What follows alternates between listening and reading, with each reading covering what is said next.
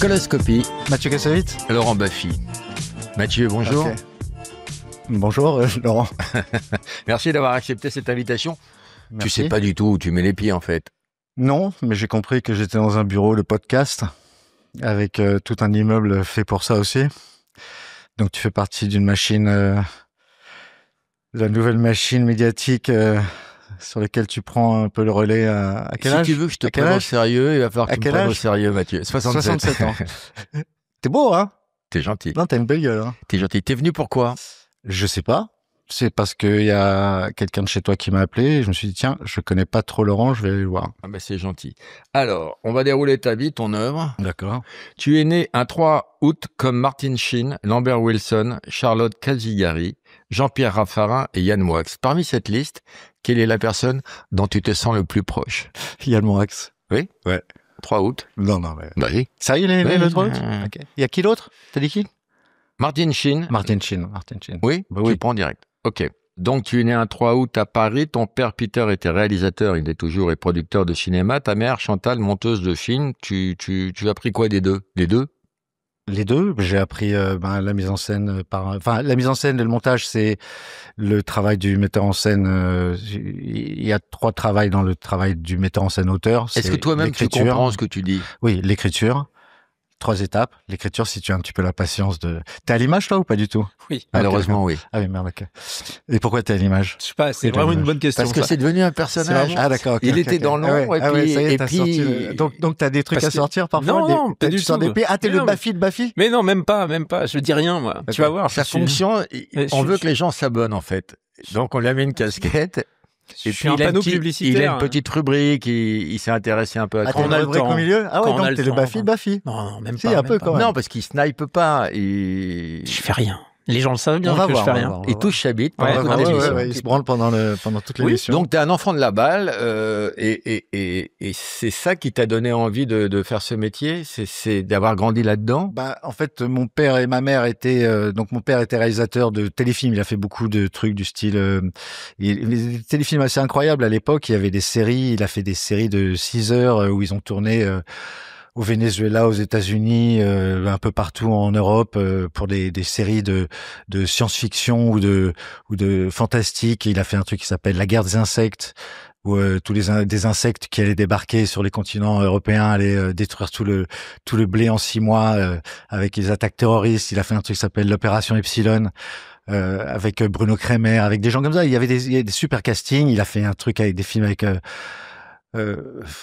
Marc Touré, comment il s'appelle, le pépère, tous les anciens Crémer, comment il s'appelle, le grand blond avec une chaussure, non pas le grand blond, Pierre Richard, non pas le grand blond, Rochefort, ouais Rochefort, avec il a fait plein de trucs absolument incroyables et c'était un mec qui travaillait à l'ORTF et à la SFP.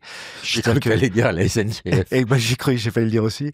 Et en fait, c'était des gens qui travaillaient, qui étaient vraiment des travailleurs du cinéma. Ma mère, elle était monteuse, je la voyais pas beaucoup, elle travaillait dans les halles. Elle t'a appris à monter?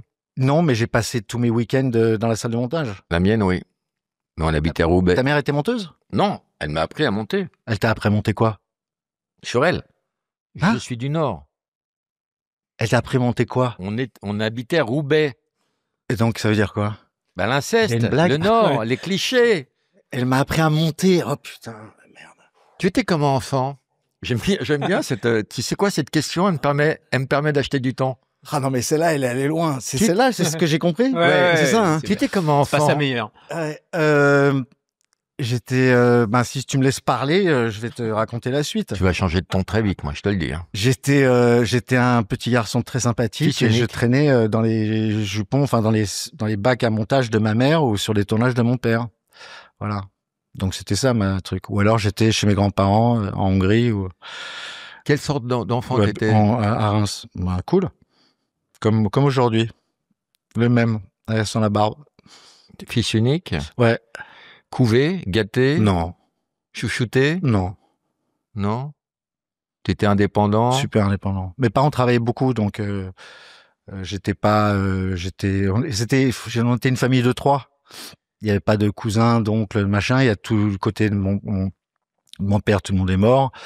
Du côté de ma mère, c'était un petit peu les Rougon-Macquart à Reims, et donc on était vraiment 3, quoi. Donc il y avait pas de chichi ou de quoi que ce soit.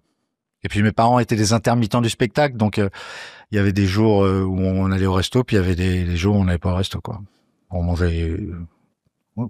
Il y a des moments, ouais, ils étaient en galère, quoi. C'était des gens qui galéraient comme ça, comme tous les intermittents du spectacle à l'époque, qui n'avaient pas forcément.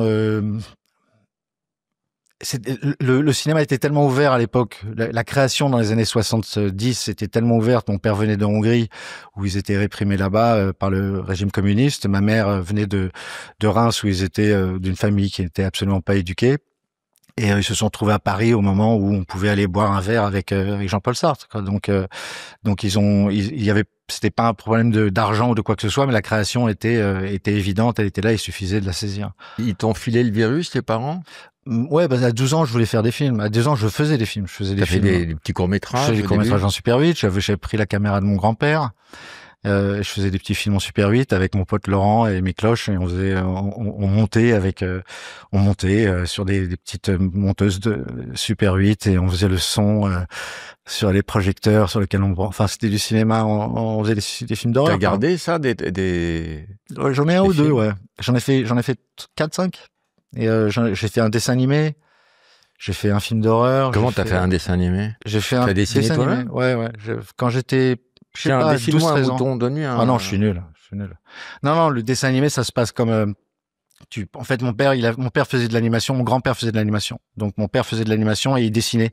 Il passait des journées entières à dessiner. Il avait une table transparente avec de la lumière dessous. Et il prenait un dessin, et après il faisait une autre feuille et il bougeait un petit peu, une autre feuille, il bougeait un petit peu, une autre feuille, il bougeait un petit peu. Puis quand il avait 24 feuilles, il avait une seconde. Voilà. C'est pas 25? Ça dépend des jours. Ça dépend si t'es américain ou français. C'est sur le coup, pas?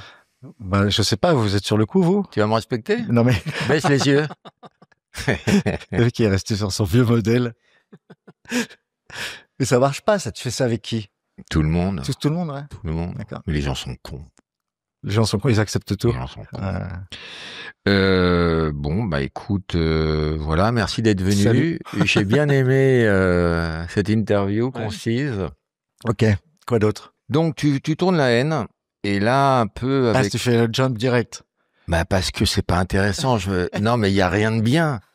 C'est que de la merde, quoi. Alors oui, alors voilà, la street, les mauvaises fréquentations, tes potes, le shit, les cités, les tags. Mais ça va intéresser qui, ça? Ok, donc. Ça va intéresser qui, ça? Donc la façon dont t'as mal tourné. La drogue, la prostitution? La prostitution, là, en ce moment.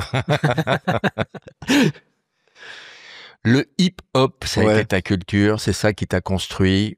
C'est ça qui a débouché sur tout, parce que tu as rappé ta vie. Waouh. Ça m'est venu comme ça. J'ai un feeling. C'est pas mal. Ouais. Et la phrase, elle est venue. Une phrase fromagère. Et non, mais c'est vrai. Mais j'ai rappé ma vie. Si j'étais un vrai rappeur, j'aurais fait une rime avec un T à une lettre près. J'aurais pu la rater. Si j'avais été un vrai intervieweur, t'aurais jamais été là. C'est vrai. Jamais. C'est vrai. Mais en fait, on se soutient entre anciens, entre derniers 100 mètres. Tu vois, essayons de courir un petit peu sur nos derniers 100 mètres. Donc là, tu es là pour une promo énorme. Tu fais une comédie musicale de ton film La Haine. Le film a 30 ans et c'est pas démodé. C'est un film culte qui est multigénérationnel. J'aime bien dire des mots avec beaucoup de syllabes, ça me valorise. Mais là, je comprends pas. Tu regardes ton pote ici, mais vous avez des caméras ici, donc t'as pas le regard. Je comprends pas comment vous organisez votre truc, les gars. Moi, si je te regarde, tu perds le regard là. Donc comment tu montes? Là, pendant que tu as parlé, j'ai perdu ton regard. Ouais, c'est ça. Là, pourquoi vous n'avez pas une caméra là, une caméra là, une caméra là? Quentin, pourquoi on n'a pas un parce truc qu'on a bien Quentin, viens te montrer, Quentin. Viens, Quentin. Viens ici, tu vas voir la merde qu'on a, tu vas comprendre pourquoi les caméras sont pas... Viens nous expliquer, Quentin, pourquoi c'est la merde. C'est une histoire de talent, c'est une histoire de paye. Viens ici, même dingue, hein. Pourquoi on n'a pas les bons axes? Il a dit le réal. Sinon, c'est dans le champ. Qu'est-ce qui est dans le champ? Si je mets les deux caméras, ils vont être dans le champ après. Et pourquoi pas? Et pourquoi pas? On s'en fout. Les gens, ils savent bien qu'il y a des caméras. C'est toi qui décide de ce qui est beau, ce qui est pas beau? Ou c'est dingue, monsieur le grand réalisateur, monsieur Mathieu Pourquoi t'as lu ta fiche avant de redire mon nom? Parce que je ne te connaissais pas avant. T'as vu? Il a fait pourquoi t'es là, monsieur Mathieu Kassovitz? Je suis pas la mémoire des noms. Tu m'as gaulé. Je vais tirer mes oreilles à chaque épisode. Viens, on va te tirer la bite. Viens, il faut qu'on lui tire la bite. Viens, tiens, va voir Mathieu. Mathieu, tire-lui la bite. Non, c'est bon, j'ai arrêté ça. Donc là, les 30 ans, tu n'as pas délégué la mise en scène, c'est ton bébé. C'est mon bébé. Donc tu as dit, c'est moi. Tu as retrouvé des équivalents jeunes de Saïd, Hubert et Vincent. Yes. François, Paul et les autres. Et les autres. Et c'est un gros succès contre toute attente parce que personne n'y croyait. Écoute, ouais.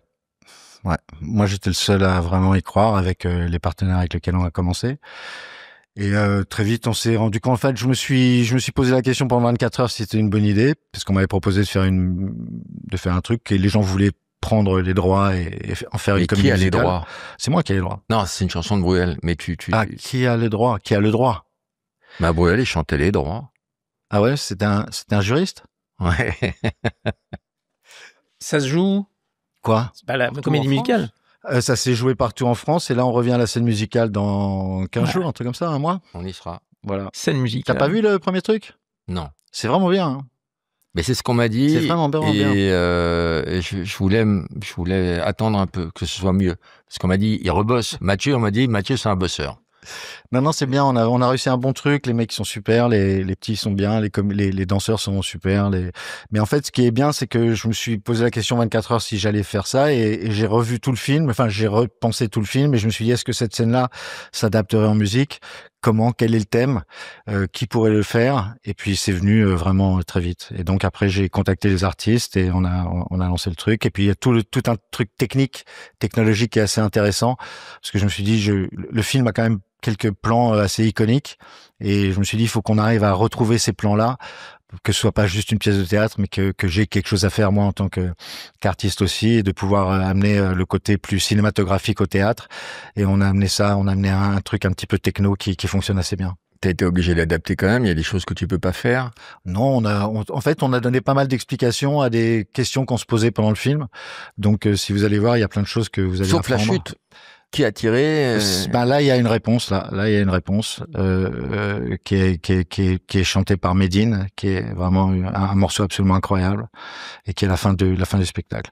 Mais vous savez, vous allez avoir le vrai nom de Vince, qui ne s'appelle pas Vince, et vous allez avoir plein d'autres choses. Vous allez avoir la copine de Vince. Vous allez voir un petit peu l'envers du décor, des scènes qui sont expliquées d'une autre manière.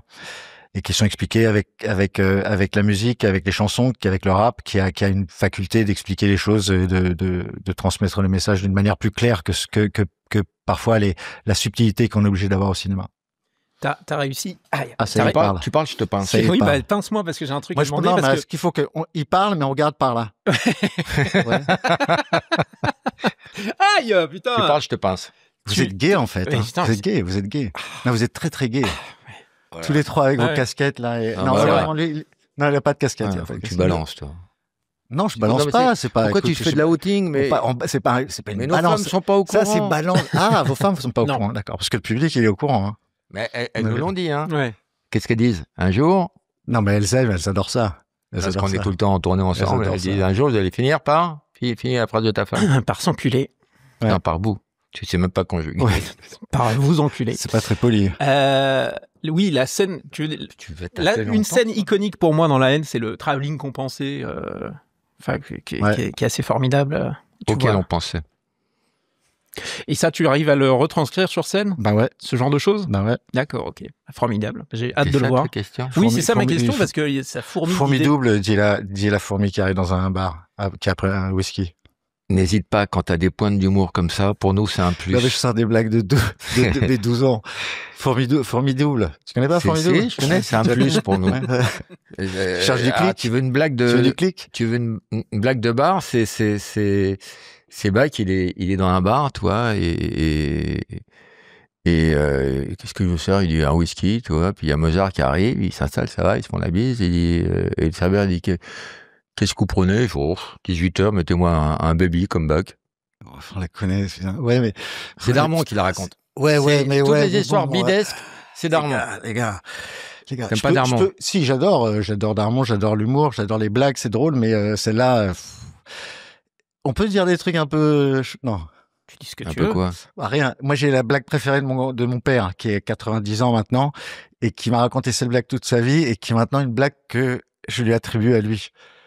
J'espère que c'est pas la blague que j'ai entendue partout dans les... Non, je sais pas où t'entends les blagues, toi. Je sais pas où t'entends tes blagues. Ouais, j'espère que c'est pas... Non, je sais pas comment ça va passer avec les gens, ils pètent un câble, mais bon.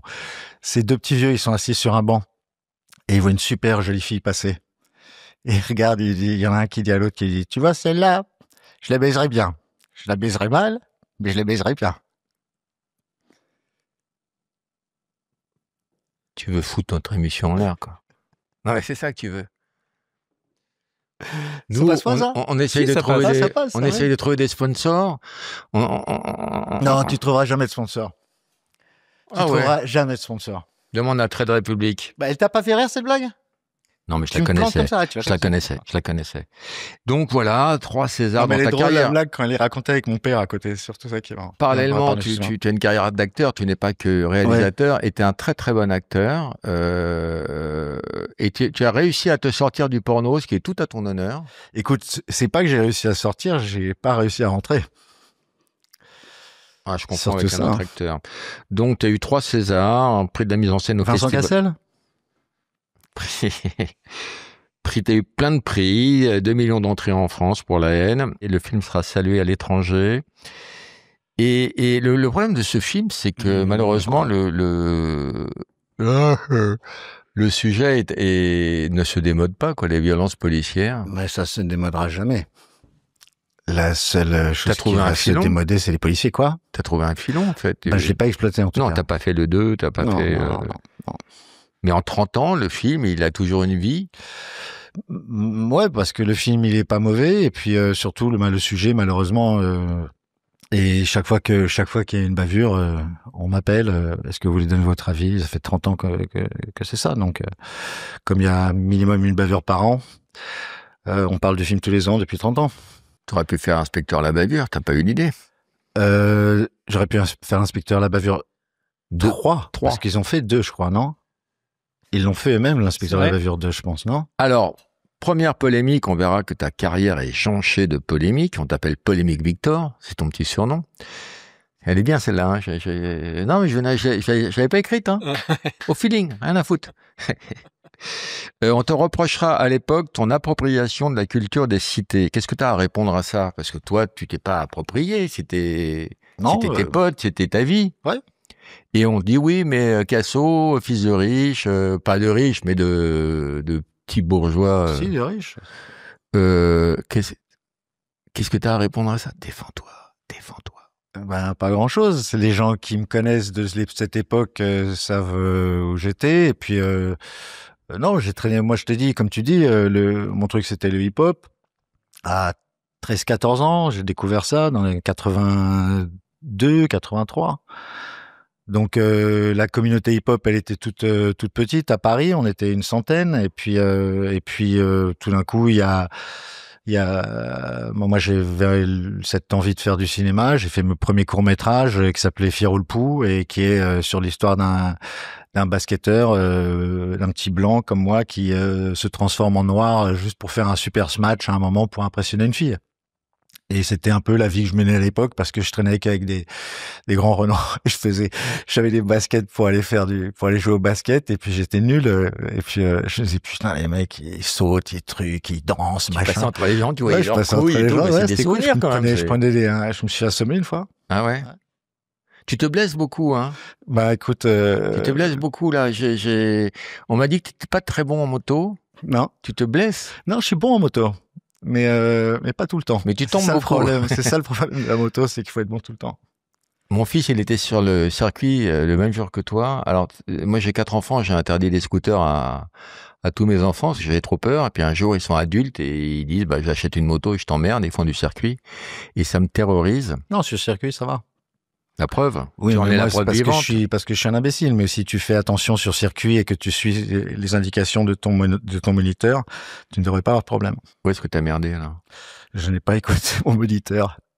Non, mais j'étais avec un très très bon Philippe Monneray, un très très bon motard. Regarde. Et comme j'étais avec lui, et soit je passais devant lui, et il voulait pas que je passe derrière lui parce que il va trop vite. Et si je pouvais pas essayer de le suivre. Donc je suis passé devant lui, et comme il va très vite, je me suis dit il faut que j'aille très vite.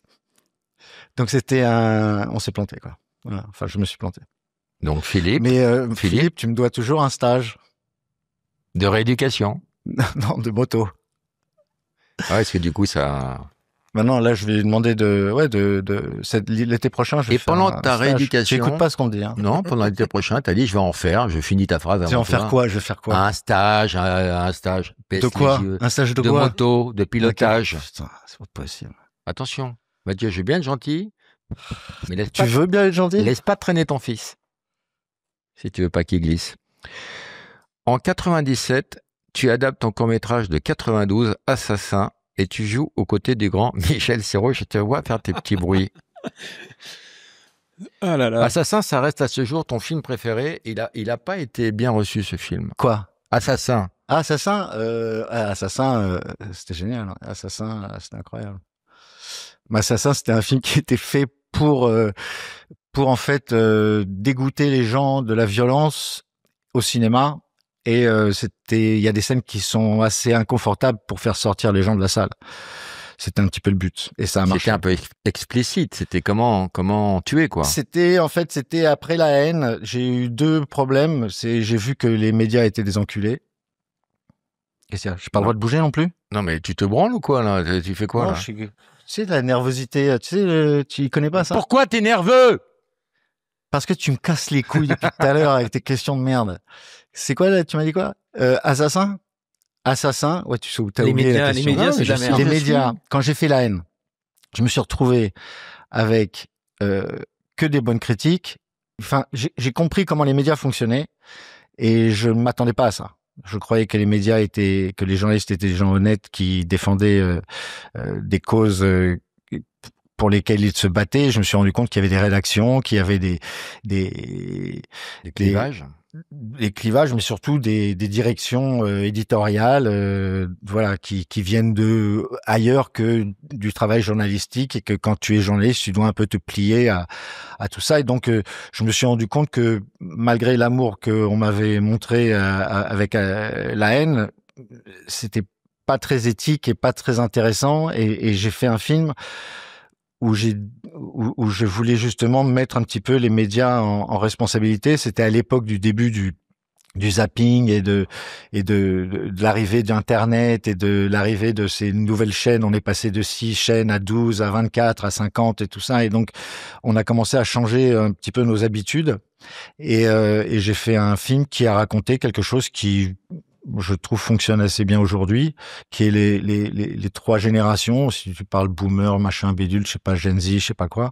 C'est un vieil assassin qui arrive plus à faire son travail, qui lui avait un vrai sens du travail bien fait, de l'artisanat, et qui confie à un plus jeune qui n'a pas l'estomac pour le faire, qui lui le confie à un plus jeune qui n'a pas le cerveau et qui n'a plus l'empathie. Voilà. Et c'est un petit peu cette descente, cette perte d'éthique et cette perte d'empathie qu'on a vécu depuis tout ce temps. C'est un film que j'ai fait en 97 et je pense qu'il résonne malheureusement assez aujourd'hui. En 98, tu as une prise de conscience et tu décides en interview de faire des réponses plus courtes. En 98, j'ai fait la réponse plus courte. Donc, Assassin a été sifflé au Festival de Cannes, ce qui est loin d'être un jugement de valeur quand on sait les sifflets qu'ont reçus des chefs-d'œuvre tels que La Grande Bouffe, qui est pour moi un film incroyable, où la maman et la Non, mais Cannes, c'est fait pour faire réagir les gens. C'est pour ça que je voulais absolument aller à Cannes avec ce film, et j'attendais exactement cette réaction du public. La première critique qui est sortie, c'était le film le plus nul de l'histoire du cinéma. Donc moi quand tu fais un film sur la violence et sur les médias et que tu leur dis qu'ils ont pas d'éthique et que la première critique c'est le film le plus nul de l'histoire du cinéma, je me suis dit bon j'ai gagné. Après tu renoues avec le succès avec Les Rivières pourpres. Je n'ai jamais commence pas une phrase avec je n'ai jamais, parce que tu vas très vite te planter, très vite. Non mais c'est vrai, Assassin ça a été un échec commercial. Ouais, mais j'en ai fait plein, des échecs commerciaux. Oui, mais après La Haine, que tu as quand même vendu à l'étranger, qui a fait 2 millions, fallait les faire, les 2 millions à l'époque. Oui, mais bon, tu sais, on fait un film en noir et blanc avec des Arabes et des Noirs sur la violence policière. On l'a pas fait pour gagner de l'argent ou pour que ça fasse des entrées. Donc on continue comme ça. Après, il y en a qui marchent, il y en a qui marchent pas. T'as tourné avec Spielberg, t'as rencontré Scorsese. Ça fait rêver. Qui d'autre t'as rencontré? Parce que pour moi, Scorsese et Spielberg sont les deux plus grands réalisateurs au monde, pour moi. Hein. Oui. Et tu les as approchés, tu as travaillé avec eux, tu les as regardés travailler, tu demandes pourquoi. Alors la question qui me vient, c'est est-ce que tu serais pas complètement con? Le truc, c'est que non, travailler avec Spielberg ou des gens comme ça, c'est super, mais c'est pas les rencontrer. C'est pas vraiment. Tu partages. J'ai eu la chance de faire des films avec Spielberg, qui est mon héros depuis que mon père m'a fait voir Les Dents de la Mer. Et d'ailleurs Spielberg me l'a dit. Il dit il faut se méfier de rencontrer ses héros. Tu vois. Ouais, cette phrase. Spielberg me l'a dit. J'aimerais tellement dire ça un jour. Ouais, écoute, tu pourras dire que Mathieu t'a dit que Spielberg l'a dit. Non, mais j'ai un très beau souvenir. Si tu te souviens de mon Kassovitz. Quand je rêvais de faire du cinéma, j'en ai parlé à une autre idole qui était Ettore Scola et je lui ai fait part de mon envie de faire un film et elle m'a dit je sens que vous allez le faire et tout. Et c'était pour moi une médaille déjà. Écoute, moi, la vraie chance que j'ai eue, je pense c'est d'apprécier ces gens-là et d'apprécier leurs films et d'apprécier leurs œuvres. Quand tu les rencontres, c'est les mêmes connards que toi et moi et il y a pas le. Ce qui est intéressant, c'est leur travail en fait. Les personnes ne sont pas forcément les plus intéressantes à découvrir. Ce qui est intéressant, c'est de pouvoir analyser leur travail et généralement, t'apprends pas. Enfin, pas dans la situation dans laquelle j'étais, j'ai pas trop appris parce qu'ils se livrent pas tant que ça dans les histoires de travail, tu vois. J'ai un pote qui s'appelle JR. Oui, le grand artiste. Immense artiste. Qui lui maintenant est devenu le chouchou de George Lucas, le chouchou de Scorsese. Il fait un film avec De Niro qu'il réalise avec De Niro qui est. Il est connu. Qui est Jean-Pierre De Niro. Jean-Pierre De Niro. Qui lui a confié complètement son ce qu'il est en fait. Ils font un film sur plusieurs années et là t'as vraiment la chance de rencontrer les gens et là tu as un vrai échange. Ce que moi j'ai malheureusement pas pu avoir. Sauf si j'étais devenu ami avec eux. Mais pour les gens qui ne connaîtraient pas JR, tu peux expliquer un peu. JR, c'est un mec qui a commencé avec. Il a commencé avec Courtrage-Mé, il a commencé avec un peu avec tous les petits jeunes. Moi, quand j'ai fait La Haine, en fait, dans mon immeuble, il y avait Kiki Picasso, qui était un artiste qui avait travaillé sur Métal Hurlant, qui avait fait des trucs avec Marc Caro, qui était aussi qui travaillait aussi avec Jean-Pierre Jeunet. Donc c'était une espèce de groupe créatif comme ça dans les années 80-90 qui était très très fort et leurs enfants comme moi avec mes parents je suis un enfant créatif parce que mes parents l'étaient, eux ils étaient multipliés par 10. Quand La Haine est arrivée, ils avaient 13 ans et ils ont fait nous aussi on peut faire ça, ils ont commencé à faire des courts-métrages. Et ils ont fait des courts-métrages, ils ont tout défoncé et ils continuent à tout défoncer aujourd'hui. C'était Gavras, Kim Chapiron et toute la bande là, et JR faisait partie de ce groupe là, et JR avait fait en fait JR a vu La Haine, l'affiche de La Haine avec les yeux, et il a commencé à faire des photos de ses potes en noir et blanc dans les quartiers qu'il a commencé à afficher dans les quartiers. Et moi un jour je découvre j'étais aux États-Unis, je rentre à Paris, je vais dans les quartiers comme ça et dans les cités, je vois des énormes affiches avec des têtes, avec des mecs en train de faire des grimaces ou qui tiennent une caméra comme s'ils tenaient un fusil. Et tu dis, mais c'est moi ça. Et je dis, mais c'est quoi ce délire? Ça vient d'où? Et je pensais que c'était des pubs Nike, mais il y avait pas de logo, il y avait rien. Tu vois, je me disais, mais les mecs, ils sont forts. Qui a eu l'idée de cette campagne de presse, tu vois? Et en fait, c'était lui qui la nuit collait ces trucs et je l'ai rencontré, on a sympathisé et maintenant il est parti dans des sphères absolument incroyables. Et là, t'as la chance vraiment de partager, tu vois, un, un espace avec ces gens qu'on admire. Mais Moi, ce que j'aime vraiment chez ces gens-là, c'est leur travail. Tu jouais Nino dans Le fabuleux destin d'Amélie Poulain. Je sais pas si ça te fait ça, toi. Il y a des films que tu connais par cœur et quand ils passent à la télé, tu te fais niquer. Tu dis, bon, je jette un œil, je connais par cœur. Reprends, et tu restes. Et alors, il y a des gens qui ont beaucoup dénigré ce film. Je trouve qu'il y a une telle poésie, moi, dans ce film. Moi aussi, magnifique ce film. C'est sublime, des inventions cinématographiques. Incroyable, c'est incroyable. On est d'accord. Ouais, mais Jean-Pierre a été sur ses 3 premiers films, a été absolument incroyable de génie avec Caro, justement. Et là, c'était son premier film où qu'il faisait seul. Le film était était très intéressant à tourner parce qu'il était très spécifique et qu'il avait vraiment son univers en tête et c'était intéressant de rentrer dans l'univers d'un réalisateur. Mais ouais, j'ai eu beaucoup de chance. J'ai eu beaucoup de chance de faire La Haine et en tant que réalisateur et de faire ces 2 films qui sont un petit peu les 2 opposés du cinéma français, mais qui ont tenu dans le temps et qui sont toujours un petit peu symboliques comme ça. Et il y a des rôles que tu refuses. Je sais que tu as beaucoup refusé de trucs et t'as regretté des fois des rôles ou jamais, ou t'as du pif. T'as senti, quand t'as lu Amélie Poulain, t'as senti que c'était à ce niveau-là, non, mais faut comprendre que moi, j'ai grandi avec Jean-Pierre. Jean-Pierre, il a ton âge, je pense, il est un peu plus vieux que moi. Donc, quand j'avais 15 ans, il en avait 25, il faisait déjà ses courts-métrages. Et moi, je regardais le travail qu'il faisait avec Métal Hurlant, il faisait du dessin animé, il faisait du go motion. Moi, je faisais du go motion aussi. Donc, c'était vraiment des artistes que j'ai suivis. J'ai vu leur premier court-métrage, Le bunker d'Adèle Rafale. Et ils avaient sorti aux Humanoïdes Associés un bouquin, je sais pas si tu te souviens, où on pouvait analyser le film. Et c'était la première fois où on pouvait vraiment analyser les courts-métrages qui passaient dans les cinémas. Enfin, c'était des mecs qui présentaient un nouveau cinéma français qui n'existait nulle part ailleurs. Et donc, quand il m'a proposé de faire ce film, j'ai fait, vas-y.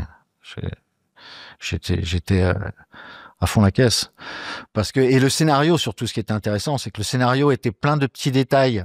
Genre, il y avait les petits détails qu'il y a dans le film. Il avait scotché un petit bout de laine, il avait mis une photo du nain, il avait fait des trucs comme ça. Et le scénario était à pleurer, quoi. C'était magnifique. Si t'as pas un bon scénario, c'est quoi, toi, les films qui t'accrochent comme ça, où tu dis non, je jette juste un œil et puis tu te fais niquer, c'est quoi? En tant que réalisateur, en tant que comédien, en tant que toi, t'es chez toi, tu regardes la télé et tu fais ça, si je peux me faire niquer et tu y restes. Moi, j'aime les trucs de metteur en scène. Là, je regardais, j'ai regardé Cassavetes, qui était à fond. Oui, mais ça, c'est du vieux cinéma. Enfin, ça fait partie de ma culture. Je parle de trucs aujourd'hui. Ah non, moi, là, par exemple, là, je regardais une série de télé là hier. C'est un truc qui sur Netflix, c'est les Monsters, les frères, l'histoire des frères, les 2 frères qui ont tué leur père et leur mère là. Ah oui. Ouais. Il y a un épisode. Ce qu'on encourage chacun à faire chez soi. Hein. Quoi? Non mais faites-le chez vous. Regardez Netflix. Non, tuez vos parents. Tu veux pas. Putain, tu vas pas être monétisé, toi. Il a pas compris, quoi. Non, j'ai pas compris comment ça marche. Ouais. Je suis trop vieux. Non, ne tuez pas vos parents. N'écoutez pas cet homme-là. Faites-leur peur. Non, tuez-les de rire. Amusez-les. Ah, pas mal. Okay. Qu'est-ce que je veux dire? Ouais, il y avait un épisode qui commençait avec la caméra est là-bas. C'est un épisode avec une caméra large. Le héros et son avocat qui est de dos, qui s'assoit, qui vient, qui rentre dans la pièce, une pièce d'interrogatoire et tout, et lui parle. Et il se parle, et je regardais le truc, et au bout de 5 minutes, le plan, il continuait, tu vois, et la caméra, elle s'avançait, et je regarde le truc, je dis, ok, il va aller où? Tu commences, t'es à 5 minutes dans le plan, ils sont en train de parler, pourquoi tu fais 5 minutes? Tu vas aller jusqu'au bout, ou tu vas aller comme ça? Et donc, je regarde le truc, et j'attends le moment où il coupe. Et je vois que la caméra, elle avance, mais vraiment au millimètre. Tu vois les bords tu le sens à peine. Tu sens juste les bords qui se rattrapent. Et je me dis, il va où? Est-ce que c'est un bond? Ou est-ce que c'est juste un mec elle est où l'idée du plan? Et en fait, il a fait tout le plan, tout l'épisode, 50 minutes, sur un plan de la caméra qui part de là et qui arrive en gros plan sur le mec. Et il y a aucune coupe, il y a pas de retour sur l'autre, il y a rien. Et je regardais l'épisode, je me suis dit, putain, le mec, au bout de 20 minutes, tu sais qu'il va pas couper. Il peut plus couper. Et donc, tu sais qu'il va terminer comme ça sur le héros. Et le mec, il termine son truc. Évidemment, il pleure. Tu vois, les trucs, et il termine. Ça, c'est les trucs qui m'accrochent. Et ces réals-là, c'est pas les enfants de Scorsese et Brian De Palma. C'est on est tous ces enfants du plan séquence. Tous... Non, mais non. Alors, moi, je suis un facho du cinéma. Donc, le plan séquence, il y a 2 époques du plan séquence. Il y a l'époque analogique, où pour soulever une caméra de 35 kilos, il fallait... si tu regardes les plans séquences de Ayam Kuba, tu vois ce que c'est, Ayam Kuba? Non. Oui. Tu sais, Soy Kuba? Oui, c'est un film, des années propagande. 60, propagande communiste, fait à Cuba par les communistes, avec les moyens communistes de l'époque, c'est-à-dire ils pouvaient tout faire, d'accord? Ils ont créé des systèmes à balancier, des systèmes de caméras qui montent à 2e étage de la rue, qui arrivent, qui rentrent dans les piscines pour suivre des gens, des trucs absolument incroyables. Pardon de te couper, les plans séquences ne veulent plus rien dire à l'ère du numérique. Non, aujourd'hui non, ça veut plus rien dire. Sauf que, encore une fois, si tu regardes un truc comme Adolescence, il y a une vraie équipe qui s'est vraiment cassé le cul à vraiment faire les trucs, à vraiment faire les choses. Le problème, c'est qu'à une époque, quand tu faisais un plan séquence de 3 minutes ou de 4 minutes, si tu regardes La Soif du Mal, le premier plan de La Soif du Mal, pas seulement le plan est incroyable, mais quand ils ont tourné le plan, Pépère, il était sur sa chaise là-bas, ils ont regardé, tu vois ce que c'est le premier plan de La Soif du Mal avec la caméra qui passe, la voiture, il y a une bombe dans la voiture, elle passe dans la rue avec les Mexicains et tout, il y a plein de gens qui se passent et à la fin la voiture explose hors champ. On récupère les acteurs et tout ça. Et la machinerie qui est énorme, qui demande une centaine de personnes et bloquer la rue, machin bidule, les mecs, une fois qu'ils ont terminé le plan, ils savent pas si ça marche. Il faut prendre le film, le mettre dans une boîte noire, l'amener au laboratoire, le truc. Et 2-3 jours plus tard, tu peux regarder et tu regardes, tout a été démonté là où tu as tourné. Et si tout d'un coup, dans le champ, tu as un connard d'assistant avec sa perche, qu'est-ce que tu fais? Oui. Tu remballes. C'est pour ça que Cassavetes est devenu Cassavetes, parce qu'il s'est rendu compte que tout d'un coup, il avait des problèmes parce que, comme il est en caméra libre, il y avait des techniciens parfois ou une perche qui rentrait dans le champ ou un micro, et il s'est dit, je m'en fous. Ce qui m'intéresse, c'est la performance de l'acteur. Donc, quand tu vois dans les Cassavetes, parfois tu vois une perche, parfois tu vois des rails de travelling, parfois tu vois des choses ça devient flou, il est tapé, il vit avec les choses, il se fout de la technique. Aujourd'hui, tu l'effaces. Et donc le sport n'est plus le même. À une époque, quand tu faisais tes plans séquences, ton cœur battait parce que je suis d'accord, tu risquais tout. Il y a plus de performance. Tu risquais tout. Tu faisais une journée pour un plan, si tu l'avais pas à la fin de la journée, ton producteur il disait c'est foutu.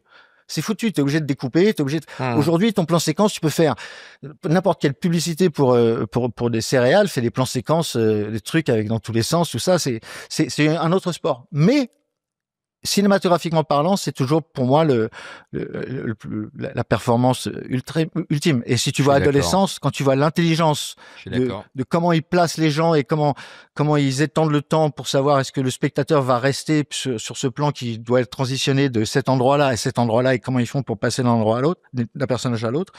Ça, c'est passionnant pour moi. J'avais écrit un film qui s'appelait Plan d'enfer parce que c'était un plan séquence et non, t'as fait un film qui s'appelait Les clés de bagnole.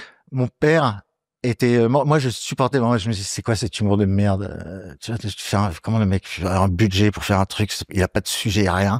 Et mon père il a adoré ce film. Il est toujours en vie, ton père.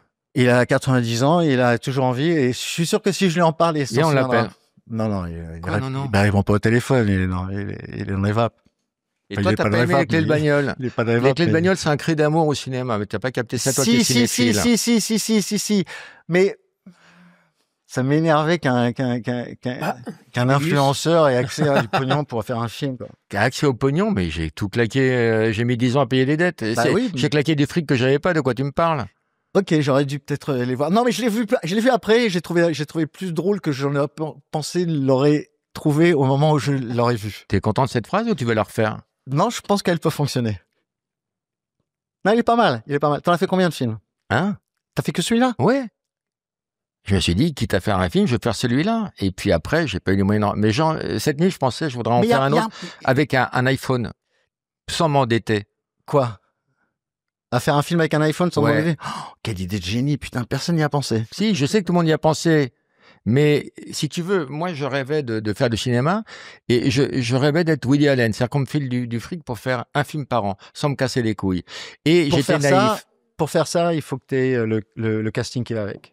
Woody Allen, il a dit un truc génial quand on lui dit mais comment vous faites pour avoir à chaque fois ces castings incroyables, parce que les 20 dernières années, il avait tous les films. Oui, mais au début, il n'avait pas de casting. Non, mais à un moment, il a commencé à avoir truc et il s'est rendu compte que c'est comme ça qu'il arrivait à faire un film par an, c'est parce qu'il avait et il dit, mais comment vous faites pour avoir ce casting incroyable? Et il dit, je vais demander à machin. S'il veut pas, je demande à machin. S'il veut pas, je demande à machin. Puis, à un moment, il y en a un qui dit oui. Tu vois, et comme il y a plein de stars aux États-Unis, en fait, il s'adapte. Et il est malin, c'est un malin, il s'adapte au temps. Mais toi, tu es un cinéaste reconnu. Moi, je suis un cinéaste contrarié parce que j'aurais adoré faire 50 films. Et pardon? Non. Et je déteste le milieu du cinéma. Moi aussi. C'est quand t'es confronté à un mec qui te dit ma femme n'a pas aimé la page 27, t'as envie de lui dire que ta femme déchire la page 27 et qu'elle se torche le cul avec. C'est cette connasse qui n'y connaît rien et qui ramène sa gueule. T'es confronté en permanence. C'est une histoire vraie donc. Parce que j'ai senti que ça vient du fond du cœur. C'était la vraie page 27. Le mec, et il y avait aussi c'est il y a 35 ans, tu vois. Le mec, ça ressort aujourd'hui, tu vois. Et il y avait aussi un truc sur la page 82. Non, mais c'est pas moi, hein. C'est pas moi. Je suis sûr que t'as vécu ça. T'as projeté. Je suis sûr que t'as vécu ça. Oui, mais j'ai vécu ça aux États-Unis, mon ami. Moi, j'ai vécu ça chez les vrais. En France, c'est toi qui as le dernier mot. C'est l'auteur qui a le dernier mot. C'est toi qui décides. C'est toi qui as le droit intellectuel. C'est toi qui l'a. Aux États-Unis, tu fais un truc, le mec il te dit non. Il y a pas de si. Il fait non. Et tu fais avec. Et c'est là où c'est pour ça que j'aime les bons réalisateurs américains et c'est pour ça que pour moi Spielberg est le meilleur. Avec Scorsese, rajoute toujours avec Scorsese. Scorsese, c'est un cinéma très spécifique. Oui, qui Spielberg change d'univers à chaque fois. Spielberg change d'univers. Oui, Spielberg a créé quelque chose de complètement différent, qui n'est pas égocentrique, qui n'est pas du tout basé sur ses goûts, mais qui est basé sur vraiment l'amour du cinéma. Et ça, il y a très peu d'autres réalisateurs qui le partagent avec sur la longueur et la pérennité qu'il a eu. Tu tournes ton 7e film en 2011, L'Ordre et la morale. Tu racontes l'histoire des troupes militaires françaises sur les indépendantistes kanaks dans la grotte d'Ouvéa. On résume l'histoire pour les gens qui connaissent pas l'histoire. 4 gendarmes tués, pris d'otages. Ah ouais, en 88, 86, il y a 4 gendarmes. Alors, la Nouvelle-Calédonie, colonie française, qui a sur l'île principale a une énorme mine de nickel, qui est indispensable. Non, qui est gérée par la France, d'accord. Il y a des tribus qu'on appelle les tribus kanaks qui vivent sous la coutume et qui n'ont rien de français. C'est vraiment des gens qui ont une culture complètement différente, mais qui vivent sous la colonie depuis Napoléon. Et il y a quelques îles, dont une qui s'appelle l'île d'Ouvéa, qui est une île indépendantiste, qui est une toute petite île qui fait parfois 100 mètres de large sur quelques kilomètres de long. Et il y a des tribus qui vivent là, et il y a une gendarmerie, et systématiquement, la gendarmerie se faisait attaquer par les indépendantistes. Mais il y avait 4 gendarmes qui étaient là, les mecs arrivaient, posaient le drapeau kanak et passaient la journée et après partaient. Et un jour, il y a eu cette attaque-là, mais il y avait des réservistes français parce que c'était les élections entre Chirac et Mitterrand. Et il y a eu 4 morts. Les Kanaks ont tué 4 gendarmes et ont pris 30 gendarmes qu'ils ont amenés dans des grottes. 27 gendarmes. 27 gendarmes qui ont emmené dans des grottes et qui ont été difficiles à retrouver parce que même si l'île est toute petite, elle est pleine de crevasses, elle est extrêmement arborée et très difficile à pénétrer. Et donc, j'en connais d'autres. Tu parles de ta femme, je crois. Ouais. Et donc les gendarmes sont arrivés. Ils ont donné l'assaut. D'abord, le GIGN est arrivé avec le capitaine Le Gorju. Le GIGN était à l'époque vraiment une équipe d'élite, qui était la première équipe de Proutot. Et ils étaient une douzaine. C'était des gens très très spécialisés et dont le travail était d'éviter justement tout bain de sang. Voilà. Et donc c'était les patrons de la négociation.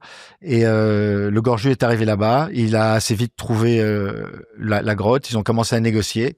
Et quand il a parlé avec le gouvernement des conditions de négociation, ils ont dit il n'y aura pas de négociation, on demande la libération des otages. Et en fait, ils ont attaqué tout le monde. Ils ont tué 19 personnes. Ils ont assassiné 19 personnes. Voilà. Et tout ça sous couvert d'État avec des mensonges médiatiques et des choses qui ont été révélées par la Ligue des droits de l'homme et par le capitaine Le Gorju et par les Kanaks aussi indépendantistes qui ont eu leur mot à dire là-dessus. Voilà. Les critiques sont plutôt bonnes. Je sais pas, j'ai jamais regardé. Les critiques sont plutôt bonnes. On salue ton travail, mais la réception du film est mitigée. Et au César, ça t'inspirera un tweet rageur où tu as écrit sobrement « J'encule le cinéma français, allez vous faire baiser avec vos films de merde ». Alors moi, ça m'a posé une question. T'as aimé ou pas? Oui. Ah, mais ça m'a posé une question technique. Ouais. Que je te pose, c'est comment techniquement, j'arrive pas à comprendre comment on fait pour enculer. Comment on fait pour enculer tout le cinéma français? C'est ça que j'ai pas compris. Est-ce que tu prends les gens un par un ou c'est plus global? Non, c'est global. C'est global. C'est global parce que c'est un état d'esprit. C'est un état d'esprit. Le truc de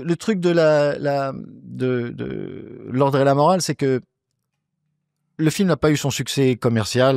Je comprends, c'est un film qui est difficile à regarder. C'est un film très intense. C'est un film, il faut être concerné. C'est un film politique. C'est un film où il y a des noirs. C'est un film où on contredit la vérité. C'est un film où je me suis sorti, quand j'ai fait la promo, je me suis retrouvé face aux ministres de l'époque qui m'ont dit que mon film était un mensonge dans des débats avec d'autres journalistes, tandis qu'ils n'avaient même pas vu le film. Ça a été très très difficile de faire passer un message où tout d'un coup on décrédibilise ton travail un peu. C'est pas, oui, mais d'une manière vraiment, c'était incroyable parce que c'était très très très politique. J'avais en face de moi des gens, des ex-ministres ou des ex-militaires ou des généraux toujours en place qui racontaient une version différente et qui disaient que j'avais menti. J'ai fait des émissions de télé avec Le Gorju et moi à côté face à un général et un ministre où on s'est mis sur la gueule. Donc, c'est pas ton genre, t'es plutôt calme en télé, toi. Ouais, mais là j'étais obligé de rester poli parce que sinon je me serais certainement pris. Non mais un coup de. T'es sanguin. Non, c'est pas que je suis sanguin. Je suis passionné par ce que je fais. Oui, c'est vrai, c'est des années de boulot. Je fais plusieurs années qui te dit de la merde. Ça prend 20 ans pour faire ça m'a pris 10 ans pour faire l'ordre et la morale. J'ai passé 10 ans de travail, d'essayer de regrouper toutes les informations et de travailler avec les Kanaks, avec la coutume, pour pouvoir respecter, et avec le Gorju, avec les gendarmes. J'ai travaillé beaucoup avec les GIGN, j'ai fait des stages avec eux. On a travaillé main dans la main, donc il n'y a pas du tout de côté de. Alors, encore, c'est technique, mais comment on fait pour travailler main dans la main? Il n'y a pas un moment où tu as besoin de tes mains pour travailler? Je pose la question. Quand tu es au GIGN, tu verras, parce que c'est les moments où, justement, quand tu es main dans la main, c'est là où il y a le premier qui prend un coup d'électricité. Il faut continuer à tenir. 2015, tu joues dans la série Le Bureau des légendes, mais tu as du pif quand même. Écoute, je vais te dire ce que j'ai. Ou t'as du cul. Non, je vais pas te dire, j'ai pas du pif du tout, parce que c'est pas moi qui vais me chercher, c'est pas moi qui décide d'aller faire le Bureau des légendes. C'est toi qui lis et tu dis oui, j'y vais. Je tiens mon discours depuis que je suis tout petiot et jamais grandi. Et je n'en déroge pas. Et je n'ai pas grandi, effectivement. Ce que je veux dire, c'est que quand Spielberg m'appelle pour faire j'adore cette phrase. Non, mais j'adore cette phrase. Quand Spielberg m'appelle. Dis-moi quand je parle à Scorsese. Quand tu parles à Scorsese. Dis-moi le mec qui riait. Rencontré. Dis-moi le mec qui riait devant, c'était Brian De Palma. De quoi? Il y a une salle où le mec était mort de rire, tout le monde lui disait mais ferme ta gueule et c'était Brian De Palma. Moi, j'ai rencontré des mecs, J'ai rencontré Michael Mann, j'ai rencontré De Palma, ils sont super, tous ces réalisateurs-là. C'est marrant, c'est des petits vieux, en fait. C'est des, Dario Argento, moi, j'ai croisé Max Pécasse et je ramène moins ma gueule. Écoute, Max Pécasse, il a fait un film qui s'appelle... Par où t'es rentré, on t'a pas vu sortir? Non, qui s'appelle Brigade des mœurs, et qui est un des films français les plus violents que j'ai jamais vus. Ah ouais. Il y a une des phrases, c'est, il a un tesson de bouteille sur la gorge d'une meuf et il appelle le mari qui est un flic et il lui dit « J'ai toujours rêvé de me vider les couilles en égorgeant une salope ». Dans un film de Max Pécasse. Ne faites pas ça chez vous. Ils étaient pas chez eux dans le film. Ne faites pas ça chez les autres. Qu'est-ce que je voulais dire? Tu vois, Max Pécasse, l'air de rien, il a fait 2-3 excursions. Mais ça, là, tu m'apprends tu m'apprends un truc. Et quand tu dis j'encule le cinéma français, est-ce que tu as l'air aussi de dire, à part le fait que tu reçoives mal un accueil, laisse-moi finir ma phrase, ou moi je me lève, je t'éclate ta gueule. Moi, je suis pas un gentil, moi. Vas-y, excuse-moi. Baisse les yeux. Est-ce que t'as pas aussi l'air de dire que t'aimes pas le cinéma français et que tu trouves pas ton compte? Oui, mais ça, c'est... Enfin, j'ai toujours parlé comme ça. Écoute, j'ai commencé à faire du cinéma dans les années 90, ok? Il y avait quoi au cinéma dans les années 90 en France? Bah avant, il y a eu Les Valseuses qui a mis une claque. Oui, mais là, il y avait Blier qui continuait à faire un film tous les 2-3 ans, c'est super. Mais là, on était dans la nouvelle vague. On était dans les Noémie Lovski, dans le cinéma parisianiste, mais en France, intellectuel. Qui trouve grâce à tes yeux en France, dans le cinéma français? Les créateurs, ceux qui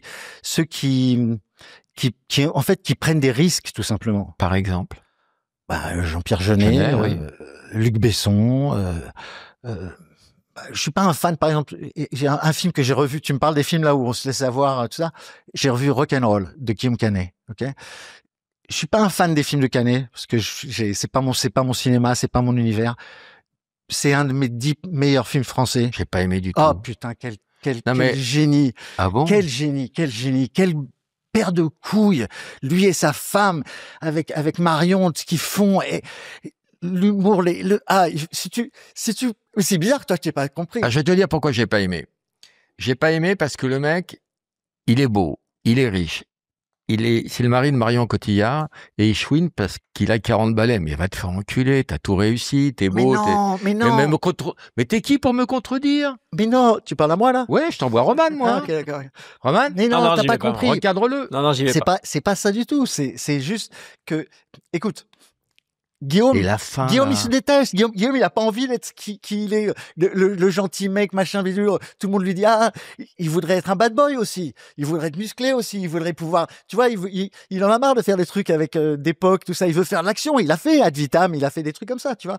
Donc, il se met dans cette situation de lui qui a dû fantasmer. Tu vois? Est-ce que je peux être mieux? Est-ce que, truc.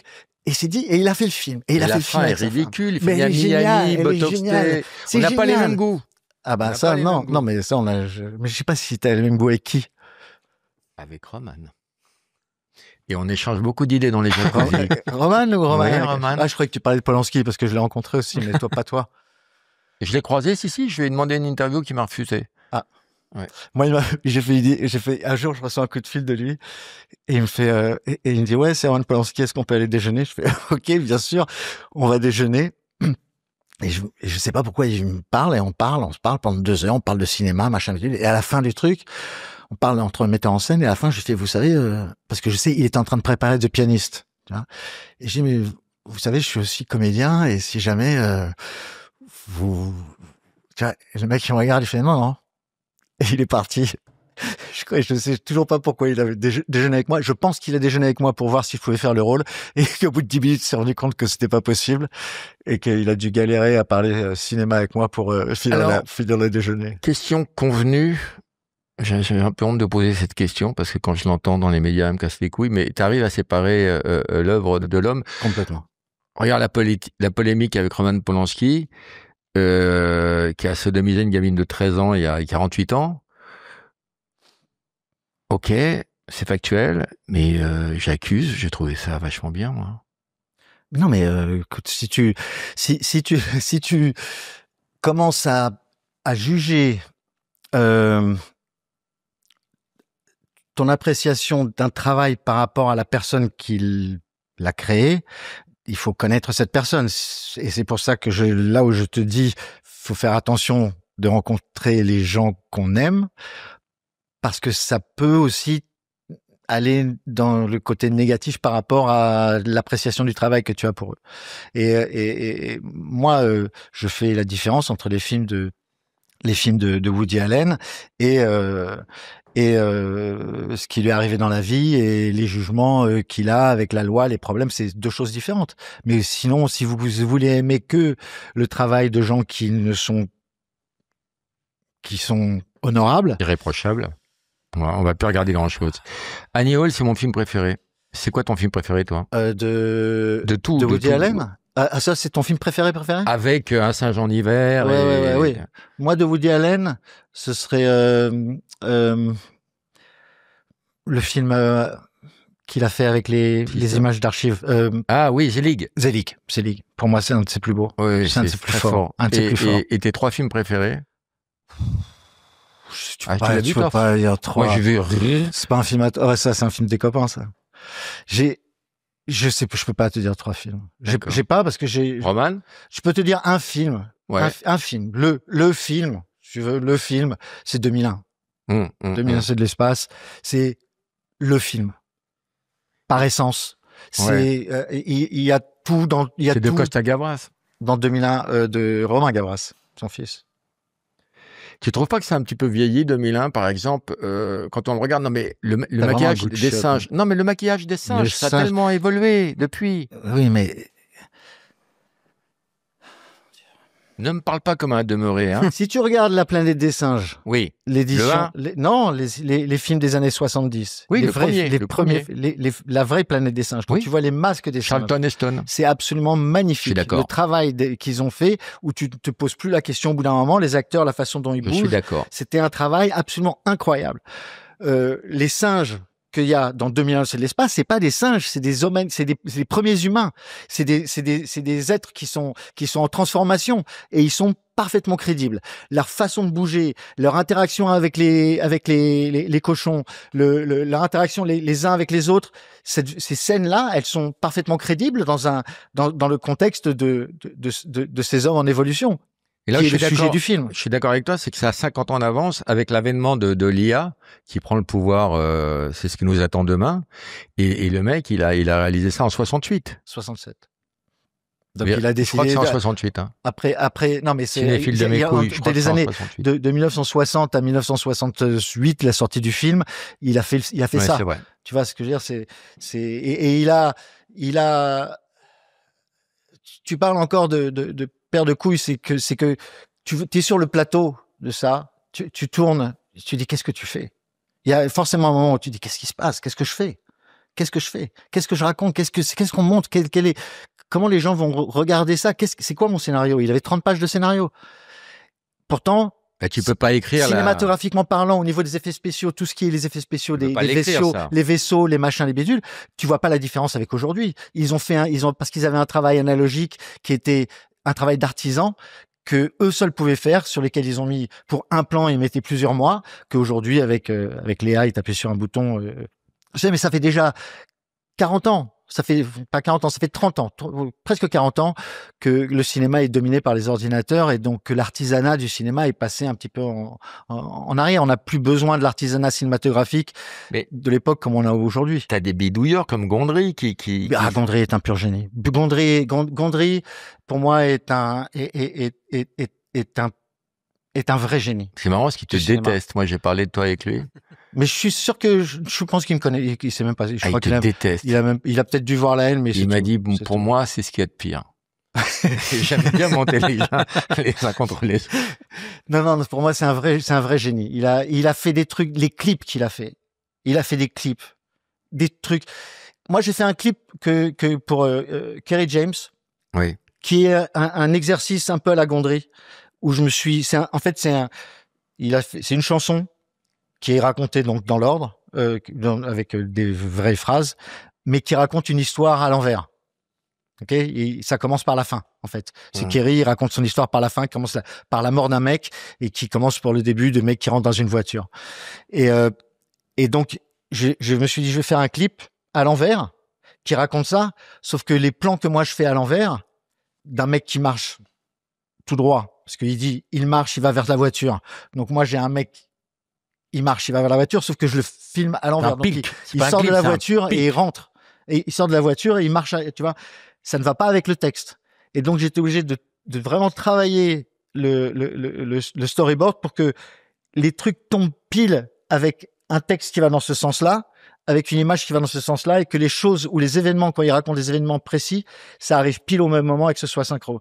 Et ça, c'est des vrais exercices dont Gondry est, je pense, un des plus grand patron. Franchement, il y a personne au monde qui peut faire ce qu'il fait. Alors pourquoi t'aimes pas? Parce que il m'a dragué une fois et je lui ai dit, écoute Gondry, tu me fais chier. Quand t'es venu, tu m'as dit c'est quoi le truc? J'aimerais bien qu'on parle de. Est-ce qu'il y a des trucs dont t'as envie de parler? Est-ce que tu. Ouais, autre chose que. Moi j'ai une question. C'est quoi The Big War? The Big War, c'est un film que j'essaye de produire là avec Aton Soumache, qui est. La folie. qui est un producteur de films un peu techno. Il a fait beaucoup d'animation, il a fait des films assez gonflés, et on s'est lancé dans ce film qui est l'adaptation de La Bête est morte de Calvo et Dansette, qui est une BD de 1945 qui est sortie juste à la Libération et qui est un espèce de résumé de la Deuxième Guerre mondiale, mais avec des animaux au lieu des êtres humains. Pierre Lescure m'a offert cette BD. Pierre Lescure est un grand fanatique de cette BD. Il l'offre à tout le monde. Et ça fait 20 ans que je travaille dessus. Et là, on est en train de finaliser le financement. Mais c'est un film très compliqué à faire parce que c'est un film que je tourne en réel, dans lequel j'inclus mes personnages en 3D ensuite. Tu voulais plus tourner depuis 15 ans et ça te donne envie de retourner. Ça fait 20 ans que j'essaie de le faire. Donc, en tombant sur ce producteur, et maintenant la technologie permet de pouvoir approcher ce genre de film et de pouvoir être compétitif avec les gros films que n'importe quel. C'est un film pour enfants, moi c'est un film pour famille. Donc voilà, il faut qu'on soit. J'essaie de faire, comment dire, pas Saving Private Ryan, mais c'est un film de guerre, mais avec des animaux pour les enfants. On a un très beau scénario et je pense qu'on a un très beau film à faire. Tu sais, quand je reçois des gens, je m'intéresse un peu à eux, je vais voir un peu ce qu'ils ont fait, je vais voir, ça te fait rire, mais j'ai travaillé, connard, et j'ai vu des interviews et tout. Et ce que j'aime bien chez toi, c'est que t'es curieux de tout. T'es curieux de tout. Ça va de la physique quantique à tous les domaines, la cosmologie. Enfin, moi, c'est la science. La science, c'est mon truc. Ouais, science. Et donc, quand tu t'intéresses à la science, t'es obligé d'être curieux. C'est une philosophie, c'est une façon d'être, c'est ma religion. Et t'es obligé d'être ouvert, t'es obligé d'être curieux. Et la science, ça concerne tout. Tout. Tu t'intéresses aux voitures, la science. Tu t'intéresses à l'espace, la science. Tu t'intéresses à la nourriture, la science. Tu t'intéresses à tout. C'est la science. Moi, j'ai une passion qui est la zoologie. Ça te fait rire? J'ai beaucoup d'humour, mais je déconne pas trop sur la zoologie. Excuse-moi, vas-y, continue. J'ai une passion qui est la zoologie. Ouais. Je m'intéresse beaucoup à la zoologie. C'est vrai? Peut-être ça. C'est quoi la zoologie? C'est la connaissance des animaux, des espèces animales. T'aimes les animaux? J'aime la zoologie. J'aime les animaux, oui. Et ça ramène à tout. Ça ramène à la climatologie, ça ramène à l'histoire, oui, ça ramène à tout. Sûr. Donc, quand tu dis que tu aimes la science, ça ramène à tout. Tout est lié. Bien sûr. Et je voulais juste te dire ça avant que tu éclates bêtement de rire. Parce que moi, je respecte ta curiosité. Excuse-moi, mais dès que tu fais des trucs. Mais toi, t'es condescendant. Ouais, je suis désolé. C'est vrai. Je m'attendais pas à ça non plus. Mais la zoologie. C'est passionnant. Mais, ouais. Mais moi, les animaux me passionnent. Moi, je fais d'éducation canine un peu, et j'adore la communication avec les animaux. Tu pourrais le prendre un peu parce qu'il aime bien se branler sur ma cuisse. Si j'ai une laisse, ouais. Tu peux je travaille sans laisse, ça va. Et t'éduques quoi comme chien? Moi, j'ai 2 staffies et un petit brabançon. D'accord. Mais j'ai eu plein de chiens, j'ai eu plein de sortes de chiens et j'adore les chiens. Je suis tombé sur un pote aux États-Unis qui dressait des pitbulls super énormes, et il m'a fait aimer les chiens. J'aimais pas les chiens avant et ça m'a fait aimer les chiens, et le contact que j'ai avec eux maintenant, mais c'est tout ça, c'est ce qui est intéressant, c'est justement, tu vois, un chien, ce qui est intéressant, tu penses comme un humain, tu peux pas imposer ta psychologie à un chien. Tu peux pas faire de l'anthropomorphisme avec un clébard. Non, tu peux pas. Tu peux, mais tu dois aller dans son sens. Il faut que tu réfléchisses comme lui. Il faut que tu réfléchisses comme lui et pas comme toi. Tu peux pas attendre que lui réfléchisse comme toi. Et donc c'est très. Roman peut attendre ça. C'est très intéressant de pouvoir. C'est très intéressant pour toi en fait d'être ouvert à un autre système de fonctionnement, et quand tu n'arrives pas à faire comprendre ton point de vue, tu ne peux pas t'énerver. Donc, tu es obligé d'être plus intelligent, en fait. Tu es obligé de trouver une façon d'expliquer ce que tu veux d'une manière plus intelligente. Et ça, moi, ça me passionne. Et c'est pour ça que j'adore rencontrer. C'est pour ça, moi, j'ai eu la chance de naître dans un milieu de cinéma, mais il y a 10 ans, mon dernier film, je me suis posé la question, est-ce que c'est vraiment le métier que je veux faire? Parce que moi, quand j'ai vu ton dernier film, je me suis dit, est-ce que c'est vraiment le métier qu'il doit faire? Et donc, la physique quantique, ça t'apporte quoi? Ça la physique quantique, à la philosophie, non? Quand tu fais... Oui, bien sûr, oui. Parce que à la religion. Parce que, oui, tout à fait. Parce que, oui, tout à fait. Bien, c'est intéressant ce que tu dis. Il a fallu attendre combien de temps? 1h21. Ça y est, c'est fini l'émission? Non, ça commence maintenant. Non, mais parce que parce que la physique quantique, en fait, ce que font les scientifiques, en fait, la science, ok, tu essaies de comprendre comment fonctionnent les choses. Quand tu fais, que tu t'intéresses aux animaux, t'as l'évolution des espèces. Pro-Darwin ou pro-Lamarck. Tu t'intéresses à Darwin, tu t'intéresses un petit peu à la science, comment à Lamarck, à la biologie. Dis-moi une autre station Barbès. à la biologie, et donc ça te. La climatologie. Tu rentres dans un système où tu veux en savoir toujours plus. Et si tu veux en savoir toujours plus, si tu redescends dans l'échelle la plus petite de ce qu'est ce que nous sommes. L'échelle de Richter. C'est le monde quantique. C'est-à-dire, c'est le monde des atomes, c'est le monde de l'infiniment petit. De l'infiniment petit. Et de la bite pas de infiniment Roman. petit parce que c'est pas un bon terme, mais du petit au point que c'est la fabrication de notre matière et de comment ça fonctionne. Et cet univers-là ne fonctionne pas comme notre univers macro à nous. C'est-à-dire que nous, si tu sais que tu prends une balle, tu la jettes, tu as des équations qui sont valables à tous les coups pour savoir comment cette balle va rebondir, va revenir, va interagir avec son environnement. Dans le monde quantique, on a affaire à des problèmes de prédiction qui sont très étranges et qui autorisent énormément de créativité pour essayer de comprendre ce qui s'y passe. Pardon de te couper, ça marche comment? Quelqu'un a une théorie, il essaye de l'étayer, ou on découvre des choses qu'on ne connaissait pas? Quand tu commences à comprendre les bases de la physique quantique qui ont été trouvées en 1915 par Einstein, Bohr et tous les... Non, Bohr qui joue au tennis, tu dis de la merde. Borg. Il dit n'importe quoi. Tu mélanges tout. Et tous les physiciens qui en sont arrivés à peu près à la même époque, ces découvertes Planck.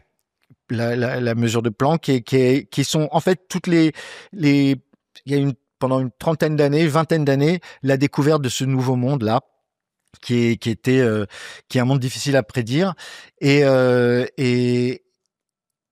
pourquoi on en parle de ça? Parce que je t'ai demandé. Et oui, et donc quand tu essaies d'approcher ce monde-là, si tu comprends un peu les bases, c'est-à-dire comment fonctionne un atome, un électron, quelle est sa place, qu'est-ce que c'est que le magnétisme, l'électromagnétisme, les forces qui régissent notre univers, quand tu commences à les comprendre d'une manière un petit peu mathématique et que tu es capable de lire une équation, ce qui n'est pas mon cas, là tu peux en fait tout imaginer. Le problème, et ce qui est magnifique pour moi dans la science, c'est que tu peux imaginer ce que tu veux.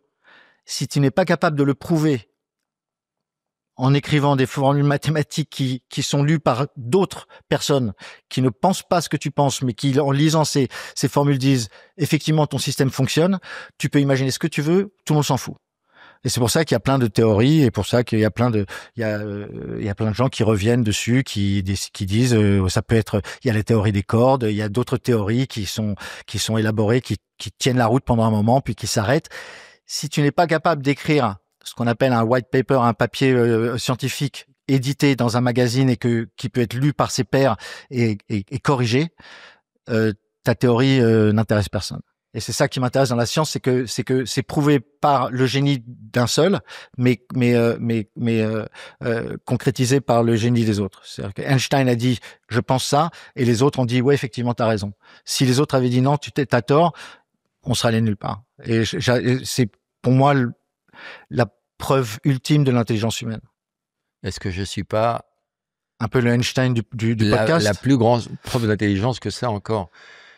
Est-ce que toi, tu n'es pas la plus grande preuve d'intelligence qui dépasse celle que tu viens de citer? Bien sûr, car toi, j'ai pas envie de tout ramener à moi. Nous sommes tous nos propres dieux. Mais voilà. Alors... Et donc, une dernière fois, c'est que les scientifiques, et donc, plus tu vas à la base de pourquoi, du comment et de comment ça fonctionne, si tu vas dans le quantique, tout scientifique est à la recherche, ce qu'on appelle, parce que la particule de Dieu, c'est un autre truc, mais on est à la recherche de Dieu, en fait. Ils sont à la recherche du pourquoi.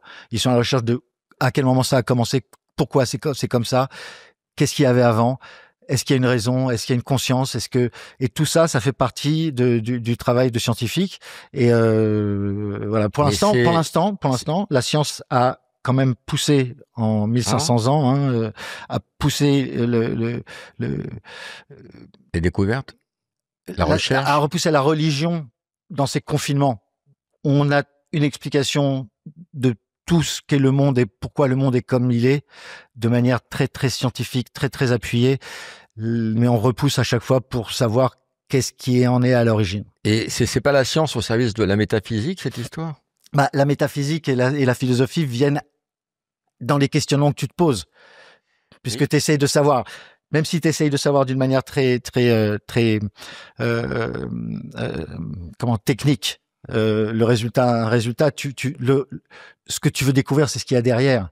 Mais dès que tu obtiens une réponse, on se pose des questions parce que quand tu fais pas des maths et que tu rentres le soir et que tu te poses des questions sur qu'est-ce qui a été avant, t'es dans la métaphysique, t'es dans la philosophie. T'as pas l'impression qu'à chaque fois qu'un scientifique apporte une réponse, ça ouvre la porte à des milliards, une infinité de questions, et que le truc est insoluble, et que l'esprit humain ne peut pas comprendre ça. Si, l'esprit humain peut tout à fait comprendre ça, bien sûr, puisque c'est le mien, je vois pas qui d'autre. Ah, à part toi, ouais, c'est vrai qu'il y a pas grand monde, mais c'est nous qui créons tout ça. L'intelligence humaine c'est quand même incroyable ce qu'on est capable de fabriquer, on est capable de visiter l'univers, on est capable de comprendre l'univers, on est capable de comprendre notre corps, on est capable de comprendre comment les choses fonctionnent, on est capable de manipuler les atomes. Il y a des machines qui prennent un atome et qui le mettent à un autre endroit.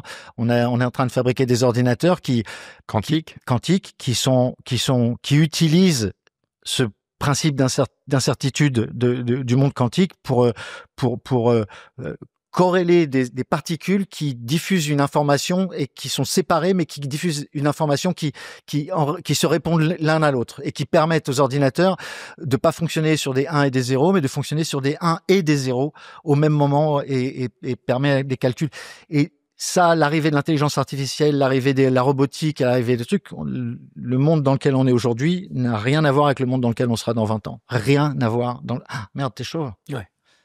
Alors, il est chauve. Non, moi, je fais des implants. Ok, cool. Et 2, c'est un androïde. Il a pas de jambes. Si, mais il est bien foutu. Et non, c'est passionnant. Moi, ce qu'on m'avait expliqué quand j'ai discuté avec des scientifiques, on m'expliquait que le cerveau humain n'était pas adapté à la compréhension du monde et de la création, et que l'homme n'aurait jamais la solution. Non, parce qu'on peut pas. Tu peux pas imaginer qu'est-ce que veut dire l'infini.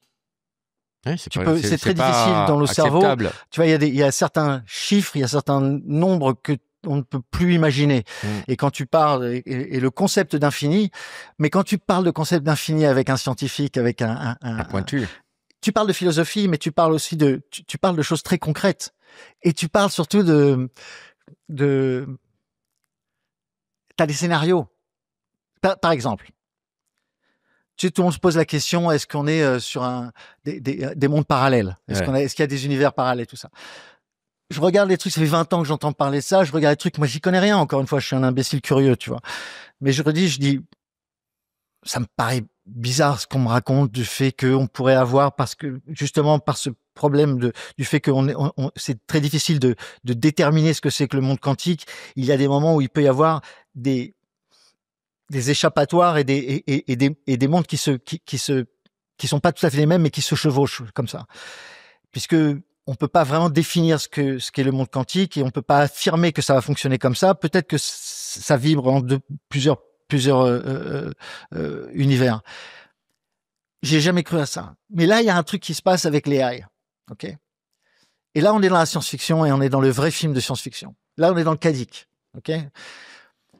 Qu'est-ce qui se passe? Et c'est Matrix. Qu'est-ce qui se passe si l'AI gagne? Tous les mecs qui créent l'AI aujourd'hui disent attention, vous allez vous faire baiser. Tous. Elle va virer l'homme. Tous. L'AI n'a pas besoin de l'homme pour tourner. Au bout d'un moment, elle en a plus besoin. Okay. Qu'est-ce qui se passe si on imagine que on est dans un univers infini et que l'AI a pris possession de la Terre, c'est séparé des humains, n'a plus besoin des humains et fonctionne. Et que créer, puisqu'on le voit aujourd'hui avec les images d'AI, des mondes parallèles, qui n'existent pas avec des gens qui n'existent pas. Le virtuel. On a c'est plus du virtuel. L'AI va être capable de faire vivre des gens dans des données, c'est des données. C'est même pas des données. C'est un ordinateur qui fantasme chaque seconde qu'il vit. L'AI aujourd'hui, c'est un ordinateur qui, chaque image d'une vidéo, chaque mot qui va aligner l'un après l'autre, il le génère d'une manière, il ne sait pas ce qu'il va dire. C'est pour ça que les premières vidéos que tu voyais de Will Smith qui mangeait des spaghettis il y a 3 ans, juste 3 ans, c'était, on dirait, des espèces d'images qui se transformaient les unes des autres parce que il hallucine les images suivantes. Et là, ils ont commencé à créer des modèles qui sont tellement consistants dans l'hallucination que tu peux avoir des visages que tu reconnais, qui restent les mêmes, qui ne bougent pas et qui créent des scènes qui sont aussi proche que le réel. Et quand tu regardes aujourd'hui Instagram, j'envoie à mes potes, j'ai un pote qui est un peu gros, je lui envoie des blagues de gros tout le temps. Là, il y a plein de trucs qui sont sortis avec des gros qui rebondissent dans tous les sens et des vidéos avec des gros qui font des trucs. Et je lui envoie les trucs et je lui dis, ça c'est de l'AI, ça c'est de l'AI, ça c'est de l'AI. 1 sur 2 n'est pas de l'AI, mais tu sais plus si ils imitent, et là, on est aujourd'hui dans le tout début. Dans les années à venir, tu ne pourras plus voir la différence et j'ai peur que l'AI soit plus créatif que nous. Allez écouter Many Men, 50 Cent, qui a été repris par l'AI et tous les trucs de Dr. Dre et Snoop ont été repris par l'AI. Écoute bien les adaptations jazz et blues que l'AI a fait des textes de Dre, des textes de Tupac, des textes de 50 Cent et Eminem. Mec, j'écoute que ça en ce moment. L'émotion. Moi, j'adore le blues. J'adore le jazz, j'adore le blues. Entendre 50 Cent, les textes de 50 Cent sur du blues avec des impros de piano, des impros de guitare, des voix de chanteurs où tu dis, mais c'est qui ce chanteur? Des choses, la musique est en avance surtout au niveau de l'AI. Et là, aujourd'hui, je vois pas comment, dans les années qui arrivent, je vois pas comment l'AI ne va pas être plus écoutée que l'humain. Il y a un domaine où elle est pas du tout sur le coup, l'AI. C'est l'humour, hein. Quand tu lui demandes de faire des vannes, c'est pitoyable. Non, pitoyable. Mais ça va pas durer longtemps. Ça va pas durer longtemps. Tant mieux, hein. Il suffit qu'un ingénieur crée un personnage qui est inspiré de Woody Allen, de Larry David et de Louis C.K. et qui s'inspire de ces blagues-là parce que c'est ce que nous on fait aussi. C'est-à-dire que moi j'ai peur que l'AI nous tue. D'une manière générale, la robotique, moi j'adore les gadgets, j'adore les robots, j'adore l'intelligence artificielle, j'adore les ordinateurs, j'adore les cyborgs, j'adore la science-fiction. Donc pour moi, je suis en train de vivre un espèce de truc. Mais toute la science-fiction que je connais, elle est dystopique. Que ce soit les Terminator, que ce soit de 1984, on est en train de vivre ça. Donc d'un côté, je dis waouh, c'est incroyable, on est dans un film de science-fiction. De l'autre côté, je pense qu'on va tous en mourir. En attendant, il faut qu'on arrive à maîtriser ces outils-là. Le seul moyen qu'on puisse arriver à s'en sortir, c'est de maîtriser ces outils-là. Quand tu fais de l'intelligence artificielle aujourd'hui pour faire des vidéos, elle fait ce qu'elle veut. Ces chansons-là, quand vous allez écouter, elle n'est capable de la faire qu'une seule fois. Et d'ailleurs, vous allez entendre pour la même chanson plusieurs morceaux différents parce que il y a un mec qui est allé sur un prompt, il a dit prends-moi le texte de Eminem et fais-le de façon jazz. Et avec le même prompt, tu fais ça une deuxième fois, la chanson sera pas la même. Il peut pas faire 2 fois la même chose parce qu'il hallucine la chanson. Ok? Malgré tout, le résultat est incroyable parce que il comprend le moment où il doit accélérer le rythme, il comprend le moment où il doit lâcher sa voix, qui correspond au texte, qui correspond au moment où Eminem qui dit lose yourself, le moment où il dit you gotta lose yourself, ça part, c'est là où n'importe quel humain ferait tu vas faire une montée de musique. Tu me l'as tellement bien expliqué que je n'ai qu'une envie ce soir, c'est de tout écouter. Mais tu vas voir, c'est flippant. C'est flippant. Parce qu'ils sont meilleurs que nous. Parce que cette voix-là qui chante avec... Moi, j'écoute Many Men, c'est une voix, un mec avec un piano. le texte de 50, tu vois, où il dit I'm gonna put a hole in you, tu sais, le mec, c'est super vulgaire, mais c'est super beau. Et c'est chanté comme dans les années 60.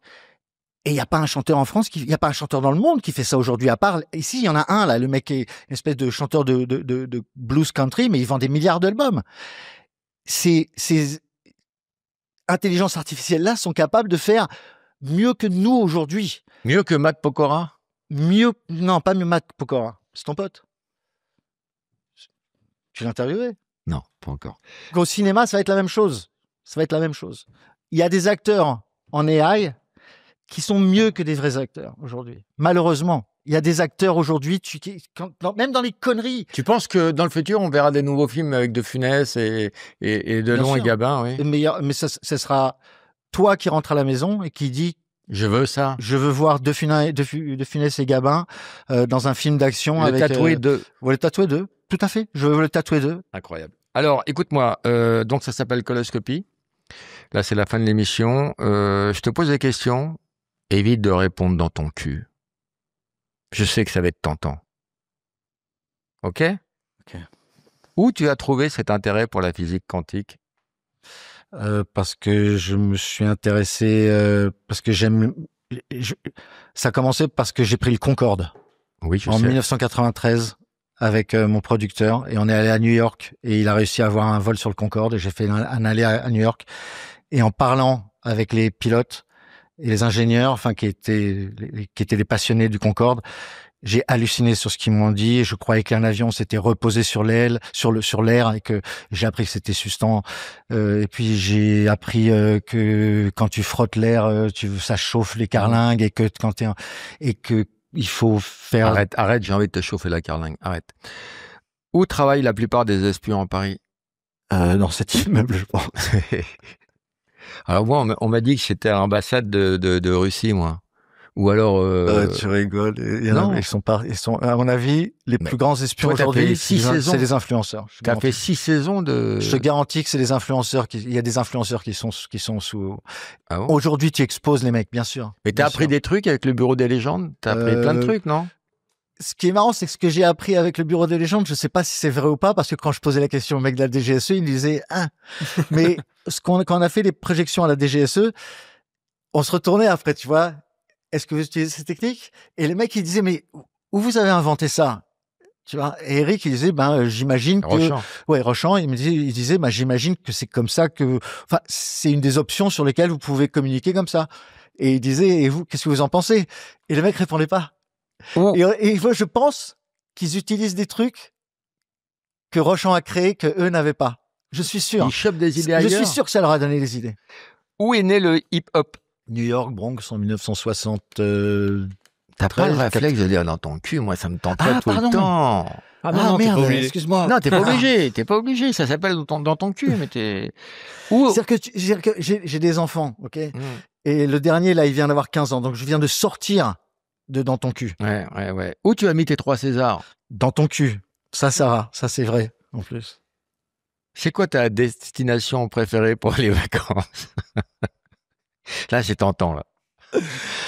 Là, c'est tentant. Ouais, c'est tentant, ouais. Mais tu vas où en vacances? C'est quoi ton kiff absolu? Je t'en supplie, là, le dis pas, je t'en supplie, c'est gênant. J'aime bien la Thaïlande. J'adore la Thaïlande. Ils sont cool là-bas. C'est des bouddhistes, ils sont... C'est une autre ambiance. Ils sont... Mec, ils font des combats, ils se battent, ils ont 200 combats à 20 ans. Et ils ont une approche de la vie qui est tellement pure et dure, enfin pure et souple en même temps. C'est assez incroyable. Incroyable. Tu peux jouer au ping-pong avec des filles là-bas, c'est cool. Ouais, si tu sais shooter une balle de ping-pong avec ton cul. Où tu te vois dans 20 ans? Ou si tu tiens une raquette de ping-pong avec ton cul. Tu tiens une raquette de ping-pong avec ton cul? Où tu te vois dans 20 ans? Ça picote. Elle est bonne, elle est bien cette séquence. Ça marche avec tout le monde, j'imagine. C'est la première fois que je la fais. Ah bon? Merde. J'aurais bien aimé que tu la fasses avec Chantal Goya. Je vais la faire avec... j'en ai dit d'autres à Chantal. Dans 20 ans, je sais pas, tu te vois où toi dans 20 ans? Tu te vois vivant? Non. 87 ans. Bah ouais, mais bon, après, il y a un problème d'hygiène de vie, non? Je suis pas un ascète, tu vois. 87 ans, c'est vieux. Où tu voudrais organiser un combat de boxe entre Saïd Taghmaoui et toi? La grande arène de Bercy. Grande arène de, je sais pas moi, n'importe où. Ça tient toujours, t'as toujours envie 200 000 personnes. T'as toujours envie de lui casser la bouche? Oui. Je croyais que tu serais dans la rédemption, le pardon. Non, mais mais c'est sportif, ça reste sportif. Saïd s'est très mal comporté avec moi et avec tous les gens autour. Il est complètement fou et il y a quelqu'un qui doit lui mettre un petit peu les pendules à l'heure. Et moi, j'aimerais le faire d'une manière sportive parce qu'il m'a vraiment cassé les couilles. Il a vraiment fait de la merde. Donc et comme il continue à faire n'importe quoi et qu'il a ses fake followers sur le truc avec des gens qui lui... Mais il dit quoi? Il dit que c'est lui qui a écrit la haine? Il dit qu'il est ouf, il est fou.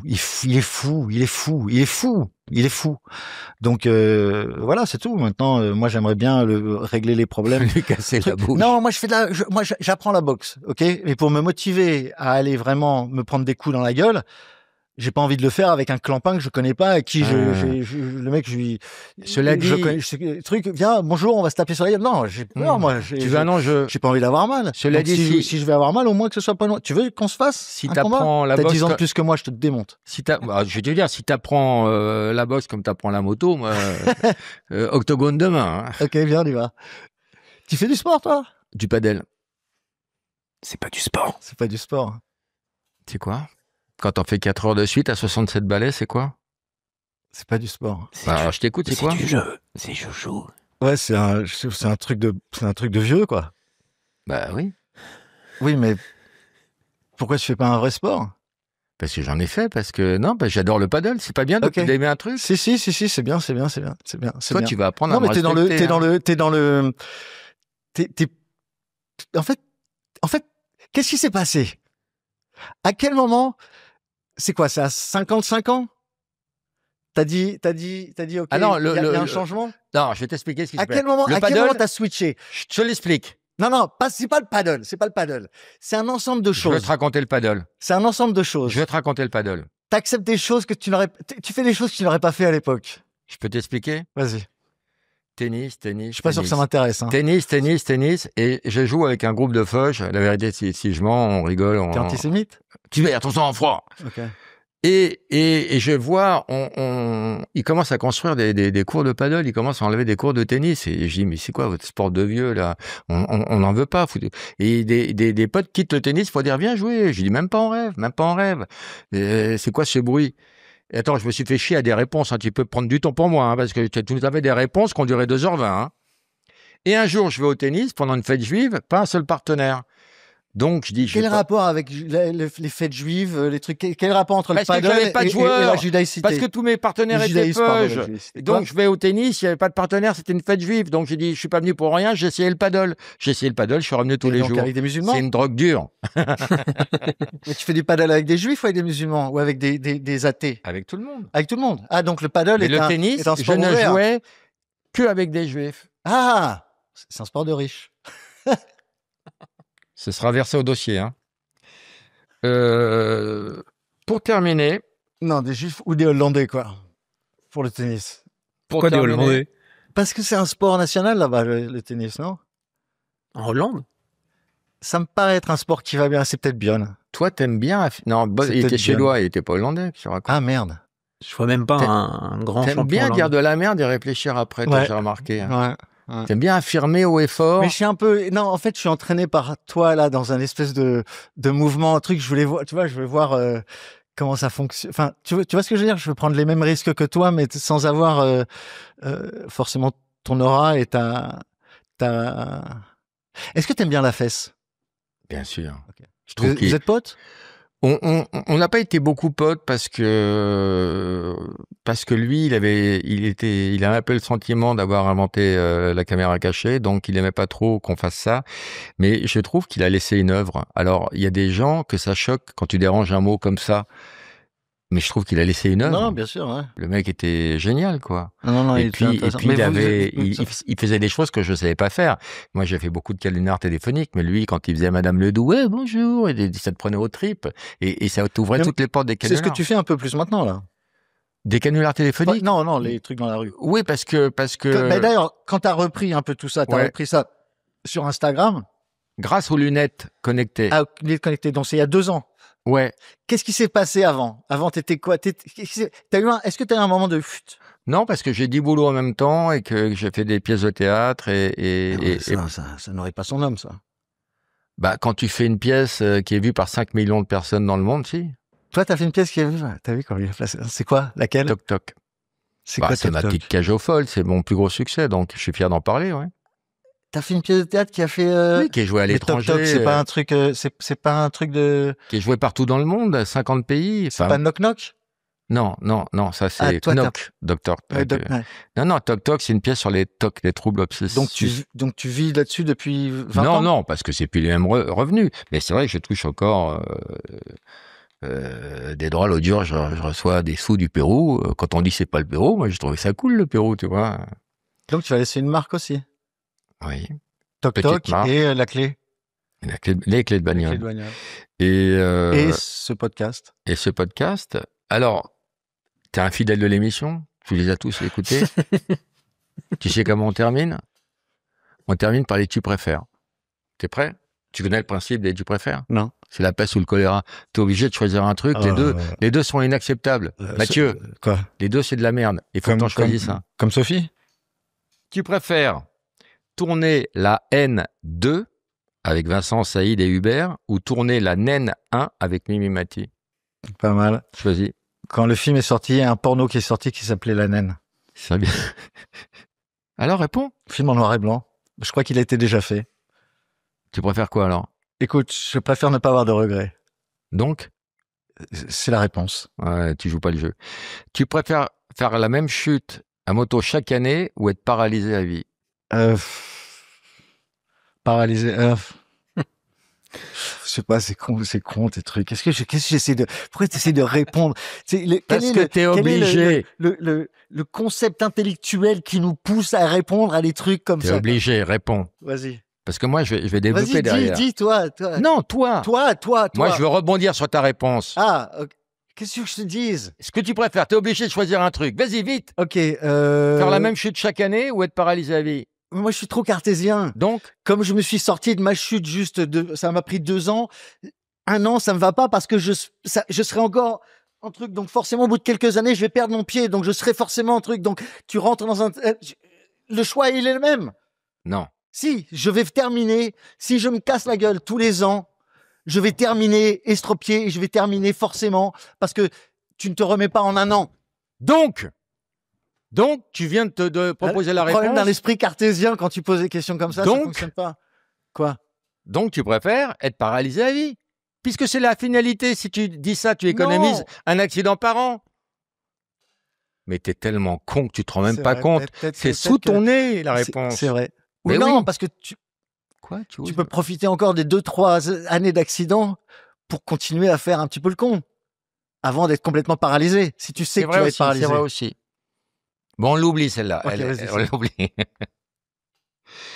Tu préfères avoir des hémorroïdes à l'année ou être un parfait trou du cul comme Dupont-Aignan? Ou être un parfait trou du cul comme Dupont-Aignan. Je préfère avoir des hémorroïdes à l'anus. Tu préfères prendre une matraque de flic dans le cul ou une balle de flashball dans l'œil? 2 bavures policières. Ouais. Roman, qu'est-ce que tu dirais, toi? Matraque, tu perds pas un œil. Oui, mais enfin, tu peux percevoir tes amis. Et toi, tu vois beaucoup de monde. Ah si, t'as quand même des trucs à raconter. Non, moi, je préfère dans l'œil parce que t'as qu'un anus, mais t'as 2 yeux. Bonne réponse. Tu préfères jouer... On peut trouver des systèmes logiques. Tu préfères pouvoir prouver l'existence de Dieu ou la non-existence de Dieu? C'est intéressant, là. Tiens, c'est marrant. Qu'est-ce qui t'est arrivé? C'est des fulgurances, parfois. Ouais. Ou les absences. Mais en tout cas, c'est bien exploité. Qu'est-ce que tu préfères? C'est la même chose, en fait. C'est la même chose. Bah non, ça dépend de ton intime conviction et tes aspirations. Mais ce qui est intéressant, c'est que t'as pas d'intime conviction. Moi, j'ai pas d'intime conviction. J'ai que des faits. Pour l'instant, je n'ai aucune preuve que Dieu existe. Et d'après tout ce que me montre, je n'ai pas de preuve que Dieu existe. C'est pour ça que je suis la science. Et tu préférerais quoi? Qu'il existe ou pas? Moi, j'aime le chaos. Moi, j'aime je trouve plus intéressant. Je trouve plus intéressant une vie où les choses sont arrivées par accident. Empirique? Non, c'est que si tu regardes l'arrivée de la vie sur la Terre ou même la formation de l'univers, à quelques degrés près, à quelques informations près, on serait dans quelque chose de complètement différent. L'entropie, le fait qu'on est ici, que cette entropie de l'univers nous amène aujourd'hui ici et qu'on est capable de regarder en arrière, moi je trouve ça c'est là où va être la réponse à toutes nos questions. Et c'est la science qui va les donner, c'est pas la religion. Les religions sont ancrées dans des vieux dogmes. La science est toujours ouverte à découvrir des nouvelles choses. Donc moi, personnellement... Il n'y a pas, toi qui aimes les chiens, il n'y a pas de dogme allemand. C'est... Fin de journée. Fin de journée. C'est le dernier. Elle est pas mal. Tu préfères passer pour un complotiste ou un platiste? Ben... Le sommet de la conspiration, c'est le platisme, qui est quand même un truc absolument incroyable. C'est incroyable. Ce qui est intéressant dans les conspirations, c'est qu'il y a toujours un moment, quand tu t'intéresses aux conspirations, il y a toujours un moment où tu tombes sur un mur. C'est-à-dire que ça marche. C'est Sénat qui a dit ça. Ça marche. Et à un moment, boum, ça s'arrête, ça marche plus. Et c'est là que tu te dis, tiens, cette conspiration, en fait, il y a une réponse logique, comme quand on parle des UFO, des martiens, on dit ah tiens un martien, puis t'avances, puis au bout d'un moment bon ben non, c'est une réflexion d'un nuage. Donc t'as toujours une solution à un moment. Tu préfères faire des réponses courtes ou des réponses longues? Ah mon frère, moi tu sais, faut pas me chercher parce que j'aime bien parler. Qu'est-ce que tu as pensé de cette émission? J'ai adoré. C'est vraiment génial. Non, t'es vraiment bien. T'es gentil. T'es beau. Tu sens bon. Ouais. T'as la capote. Ton pote, il est vraiment incroyable. T'es le meilleur sidekick que j'aime. Tu sais, t'as toujours les comment il s'appelle? Jimmy Kimmel et son Mexicain, tu vois, il y a toujours un truc avec un peu mexicain. C'est le sidekick de David Letterman avec le mec. C'est gentil. C'est mon petit frère Valoir. Ouais. Mais tu devrais avoir beaucoup moins peur de lui et déjà essayer de faire un truc. Essayer de ne pas vous ressembler. Les gens nous le disent. Non, mais qu'il n'y ait pas trop de projection de l'un à l'autre, que tu vois que ce soit un petit peu... Parce que c'est bien un sidekick, mais c'est bien... Moi, je pense que tu devrais l'habiller autrement. Il s'habille tout seul, ça se voit. Une perruque, un truc, tu vois. Ah, une perruque, on a déjà fait. Crée un vrai personnage qui soit... Ah ouais, non, j'ai une idée. Un personnage qui soit différent à chaque podcast. Qui soit habillé différemment à chaque podcast. Une fois un clown, une fois un mercenaire, une fois un costume à chaque fois. Une femme de ménage. Mais rassure-moi, il garde sa casquette, abonnez-vous quand même.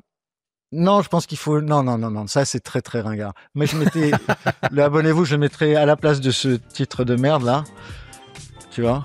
Et je lui mettrais une perruque. Des perruques différentes à chaque fois. C'est la dernière. Parce que ça y est, Mathieu Kassovitz nous a dit que c'était ringard. Toi, tu devrais l'apporter. Merci Mathieu, merci pour tout. Merci d'être venu. Merci. Et surtout, merci de partir. Et toi, merci d'exister. Merci Mathieu.